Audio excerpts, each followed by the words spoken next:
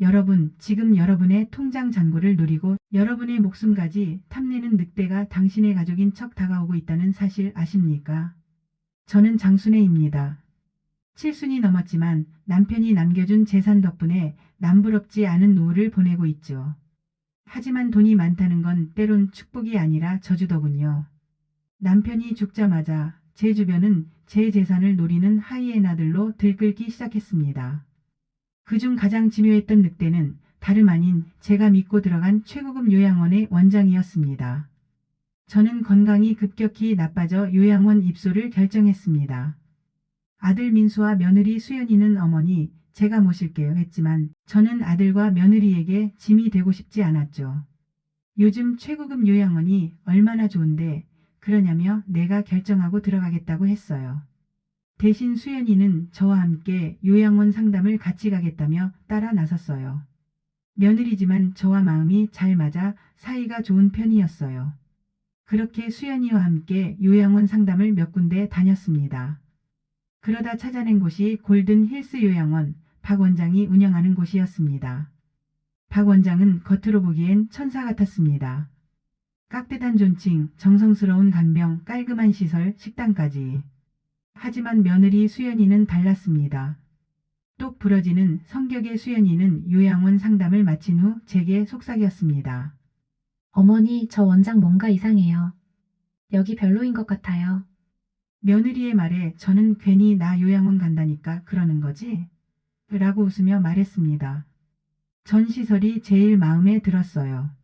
생긴 지 얼마 안 돼서 그런지 깨끗하고 부대 시설도 잘 되어 있었습니다. 식사도 마음에 들었어요. 종류도 많고 하루 3끼 꼬박꼬박 잘 챙겨 먹을 수 있다는 것도 좋았죠.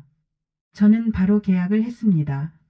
며느리는 박 원장을 보며 미심쩍은 표정을 지었지만 시설이 너무 좋았고 무엇보다 제가 마음에 들어 했기 때문에 마지못해 고개를 끄덕였죠.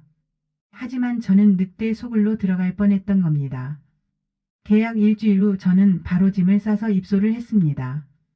빨래며 청소며 다 해주고 밥도 너무 맛있고 쉼터에서 내 또래 친구들을 만나서 수다도 떨고 교육 프로그램도 있어서 신청해서 같이 듣기로 했어요.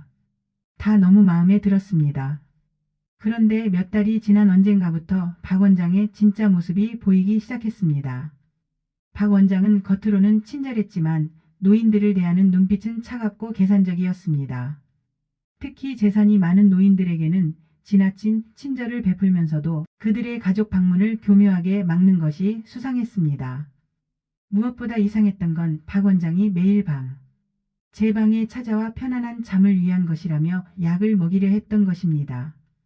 약을 먹을 때마다 저는 머리가 멍해지고 판단이 흐려지는 것을 느꼈습니다. 이 증상은 저만 느끼고 있는 게 아니었습니다. 쉼터에서 만나 사귀게 된 친구들과 이야기를 나누다 보니 저와 같은 증상이었습니다. 저는 이 요양원이 안전한 보금자리가 아니라 노인들의 재산을 노리는 늑대 소굴임을 직감했습니다. 저는 더 이상 혼자 힘으로 버틸 수 없음을 깨닫고 며느리 수연이에게 전화를 했습니다. 수연아, 이곳이 이상해. 박 원장이 내 재산과 목숨을 노리는 것 같아. 내가 나를 좀 도와줘야겠다. 수연이는 깜짝 놀라며 당장 요양원에서 나오라고 지금 바로 데리러 오겠다고 난리를 쳤어요. 하지만 저는 이대로 나갈 수 없었습니다. 여기서 사귄 친구들도 눈에 밟히고 박 원장을 저대로 둔다면 앞으로 계속 당할 노인들이 걱정이 되었어요. 그래서 저는 수연이를 설득했습니다. 수연아, 내가 지금 이대로 나가버리면 여기 남아있는 노인들은 어떡하니? 나 이대로 못 나간다. 수연이는 제 말을 듣고 갑자기 차분해지더니 저에게 물었어요. 어머니, 지금 생각해 두신 게 있으신 거죠? 응, 있어.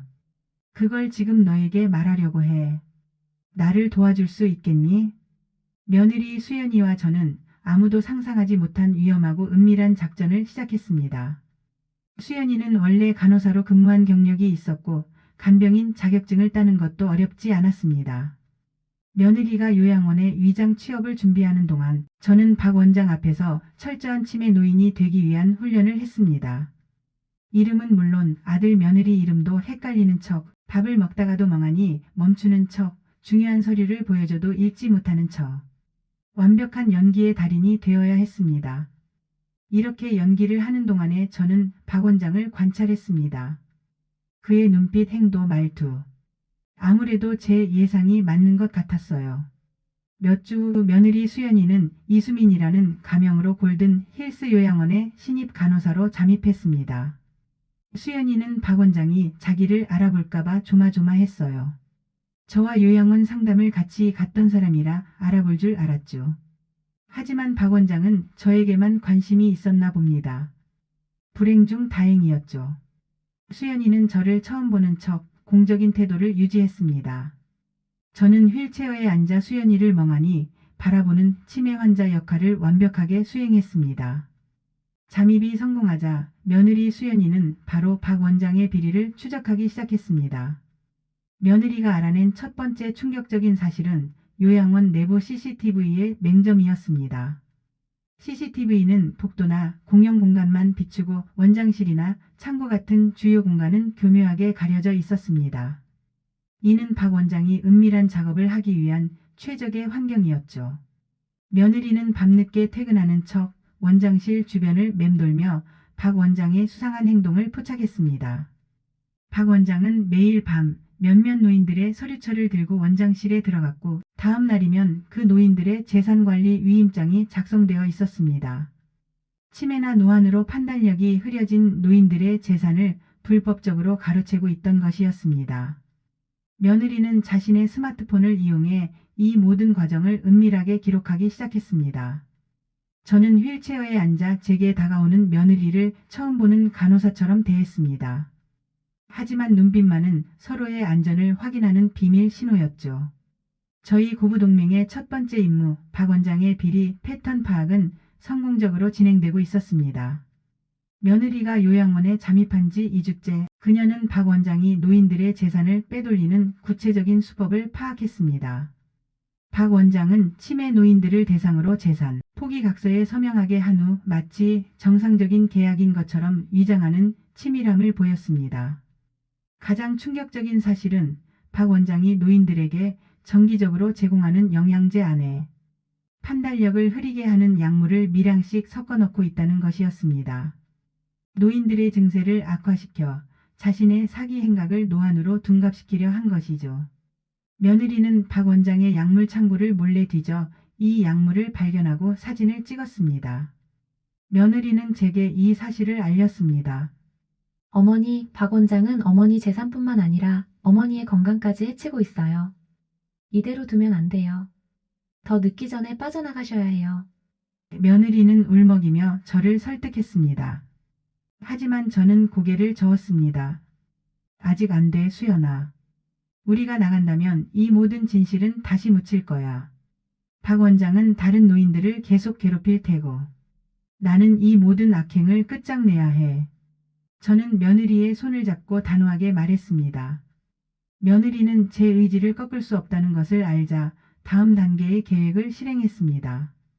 박 원장은 곧 제게 마지막 위임 서류에 서명하게 할 것이 분명했습니다. 며느리는 저를 위해 휠체어 팔걸이 안쪽에 초소형 녹음기를 설치했습니다. 겉으로 보기엔 단순한 휠체어지만 이제 제 휠체어는 움직이는 비밀 기록실이 된 것입니다. 며느리가 제게 속삭였습니다. 어머니, 제가 원장실에서 중요한 장부를 발견했어요.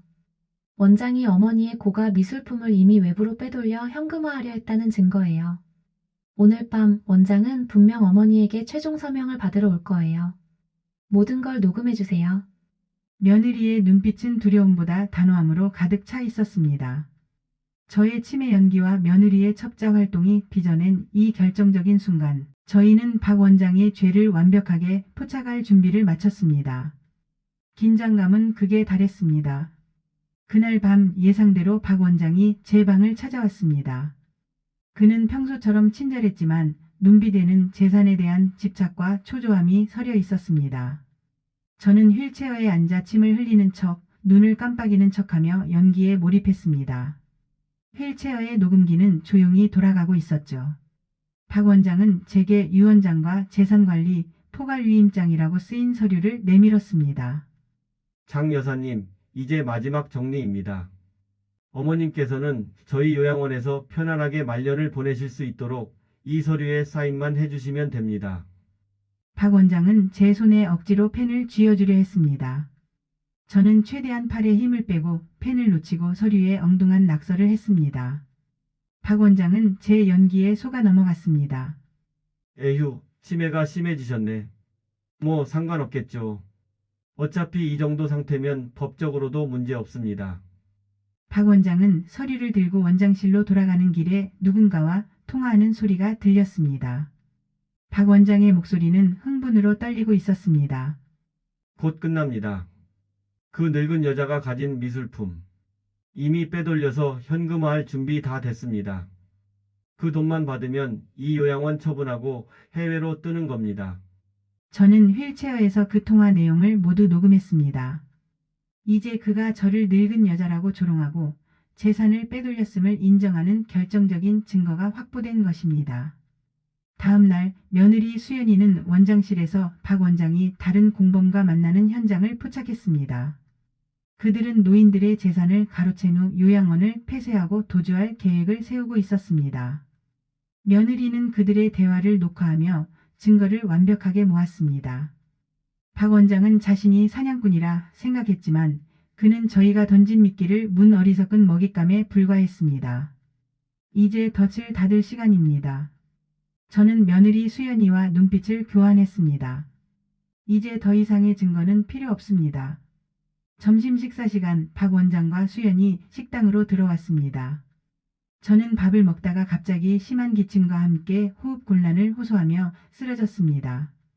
며느리 수연이는 신입 간호사로서 가장 먼저 달려왔지만 박 원장은 이상하게 침착했습니다. 박 원장은 쓰러진 저를 보며 오히려 미소를 짓고 있었습니다. 그는 며느리 수연이에게 다가오더니 속삭였습니다. 이 간호사 지금이 기회입니다. 이 노인네가 완전히 죽기 전에 제가 빼돌린 미술품의 현금화를 위한 마지막 위임장의 지문만이라도 받아내세요. 어차피 곧 죽을 겁니다. 이 노인네의 죽음은 노안으로 처리될 수 있습니다. 하지만 원장님 지금 의사 선생님 불러야 하지 않을까요? 진짜 돌아가시면 어떡해요? 수연이 놀라서 울먹이며 박 원장에게 말했습니다. 하지만 박 원장은 며느리에게 억지로 위임장을 쥐어주며 의사 부를 필요 없어요. 지금 죽어주면 저야 좋죠. 빨리 서류에 지장 찍어서 나한테 가져와요. 라고 말하고 현장을 벗어났습니다. 박 원장이 자리를 비운 사이 며느리 수연이는 연기가 아니라는 듯 제 손을 잡고 눈물을 글썽였습니다. 어머니 이제 그만해요. 이대로는 정말 위험해요. 저는 며느리의 손을 잡고 휠체어 팔걸이 아래의 녹음기에 손가락을 대고 정지 버튼을 눌렀습니다. 박 원장이 며느리에게 살인교사와 횡령 지시를 내리는 결정적인 증거가 완벽하게 녹음된 순간이었습니다. 저는 조용히 며느리의 손에 작은 쪽지를 쥐어줬습니다. 쪽지에는 지금이다. 경찰, 기자 라고 적혀 있었습니다. 며느리는 제 쪽지를 확인하고는 침착하게 제 옆을 떠났습니다. 밖으로 나간 며느리는 미리 연락해둔 경찰과 언론사, 기자들에게 모든 증거를 제출했고 그들은 즉시 요양원으로 향했습니다. 박 원장은 제가 영원히 잠들 것이라 확신하고 원장실에서 축배를 들고 있었습니다. 그가 자신이 잡은 사냥감의 시체를 확인하러 돌아올 때쯤 그를 기다리는 것은 75세 노인의 복수가 될 것입니다. 잠시 후 요양원 정문은 요란한 사이렌 소리와 함께 경찰차들로 가득 찼습니다. 그리고 수많은 취재 카메라를 든 기자들이 들이닥쳤습니다. 그곳에는 제 아들도 있었습니다. 제 아들은 도대체 이게 무슨 일이냐며 당황해했지만 수연이는 아들의 등을 토닥이며 별일 아니라는 듯이 웃었습니다. 그리고 수연이가 현장을 안내하며 외쳤습니다. 이 요양원 원장은 치매 노인들을 대상으로 횡령과 살인 미수를 저질렀습니다. 제 시어머니가 그 피해자입니다. 박 원장은 자신의 사무실에서 이 모든 혼란을 보고 경악했습니다. 그는 믿을 수 없다는 듯 허둥지둥 밖으로 나왔습니다. 그는 며느리 수연이를 붙잡고 격분했습니다. 내가 감히. 내가 이 모든 일을 꾸민 거야? 너 정체가 뭐야? 박 원장은 기자들을 피해 요양원 안으로 수연이를 끌고 들어왔습니다. 요양원 안에서 모든 걸 지켜보던 저는 자리에서 천천히 일어나 휠체어에 있던 녹음기를 꺼내 박 원장에게 보여주었습니다. 박 원장, 내가 쓰러진 건 내가 방심하고 내 모든 죄를 실토하는 결정적인 증거를 확보하기 위한 연기였어. 박 원장의 얼굴은 완전히 하얗게 질렸습니다. 그는 제가 치매가 아니었음을 깨닫고 절규했습니다. 말도 안 돼. 이 모든 게 가짜였어? 바로 그때 경찰이 들이닥쳐 박 원장을 체포했습니다. 며느리 수연이는 미리 준비해둔 박 원장의 약물, 오남용 증거 횡령 장부 사진, 그리고 휠체어 녹취록을 경찰에게 제출했습니다. 기자들의 카메라 플래시가 박 원장의 절규하는 얼굴에 집중되었습니다. 이것이 내가 나의 노후에 침입한 대가다, 박 원장. 너의 탐욕이 곧 너의 감옥이 될 것이다. 박 원장은 결국 모든 혐의를 인정하고 구속되었습니다. 그가 빼돌린 다른 노인들의 재산까지 모두 회수되었고 제가 가장 아끼던 미술품도 무사히 되찾았습니다. 언론은 이 사건을 75세 시어머니와 며느리의 완벽한 고부동맹 복수극으로 대서특필했습니다.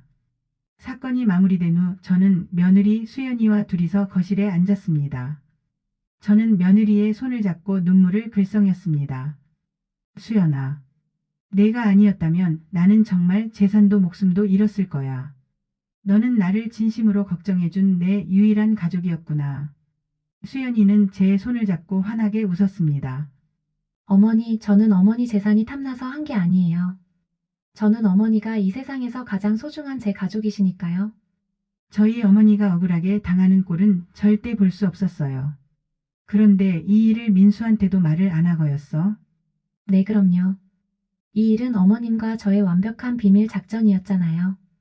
저는 그제야 깨달았습니다. 진정한 재산은 돈이 아니라 서로를 믿고 지켜주는 가족이라는 것을요. 저는 며느리 수연이에게 저의 모든 재산을 물려주기로 결정했습니다. 그리고 그 요양원을 매입하여 박 원장과 같은 사기꾼이 발붙이지 못하는 진정한 실버 복지시설로 탈바꿈시키기로 했습니다. 수연이는 그곳의 진짜 원장이 되어 다른 노인들을 보호하기로 했습니다. 저는 이제 며느리가 운영하는 요양원의 가장 평화로운 노인이 되었습니다. 더 이상 치매 연기를 할 필요도 휠체어에 녹음기를 숨길 필요도 없죠. 박 원장은 법정에서 모든 재산을 몰수당하고 긴 형을 선고받았습니다. 그가 탐냈던 저의 재산은 이제 사회에 빛이 되고 있습니다. 저희 고부의 이야기는 많은 노인들에게 경각심과 희망을 주었습니다. 여러분, 70이 넘었다고 해서 절대로 무력해지지 마세요. 우리 시니어들은 인생을 통해 다져진 지혜와 며느리 같은 든든한 아군이 있습니다. 탐욕스러운 자들이 당신의 노후를 흔들려 할 때 두려워하지 말고 싸우세요. 진실은 반드시 승리하고 정의는 반드시 돌아옵니다. 저는 며느리 수연이와 함께 새로운 삶을 살고 있습니다. 우리 고부관계는 그 어떤 시련에도 흔들리지 않을 것입니다. 돈보다 소중한 가족의 믿음, 그것이 제가 얻은 가장 값진 유산입니다.